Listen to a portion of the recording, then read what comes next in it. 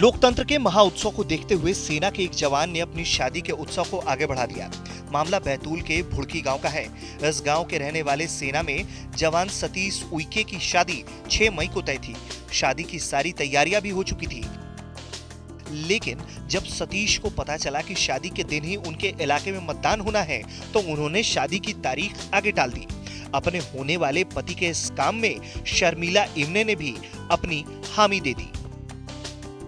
मतलब पहले हमारे यहाँ शादी की डेट निकाल लिए थे और फिर बाद में जैसे ये मतलब जी कार्ड वार्ड छप गए थे और बाद में मतलब ये चुनाव वाला डेट फिक्स हुआ तो 6 मई को ही निकला। इसलिए हमारी फैमिली वाले ने दोनों ने मिलकर ये डिसाइड किए कि मतलब 6 मई को मतदान है तो हम लोग एक डे बढ़ा दें। क्यों बढ़ा रहे थे सर?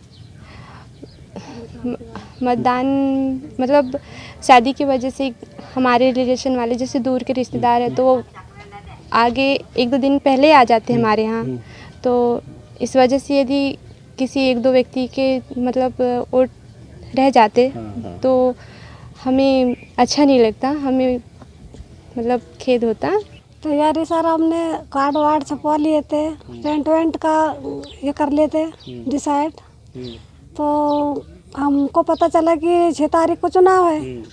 इस वजह से हमने शर्मिला के ससुराल वाले से बोले कि भाई तो उस तारीख को चुनाव है तो अपन शादी कैसे कर सके, मतदान भी तो देना जरूरी है। इसलिए हमने सोचा 5 साल में एक बार आता है मतदान, तो इससे अच्छा अपन शादी 1-2 दिन पहले बाद में कर ले, पहले अपन मतदान करें।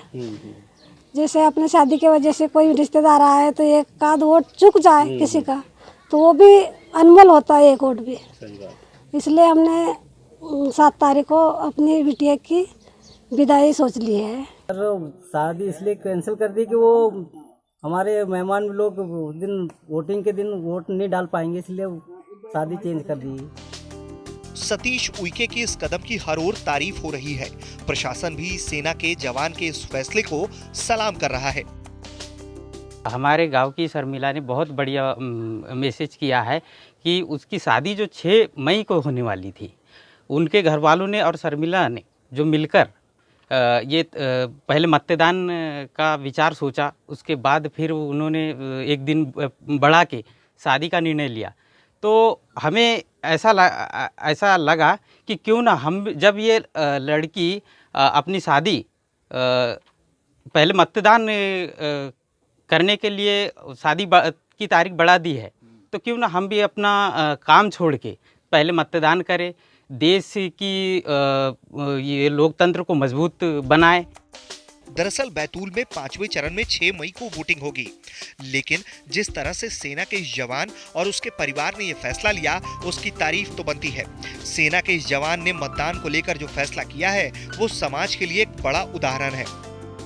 बैतूल से राजेश भाटिया की रिपोर्ट।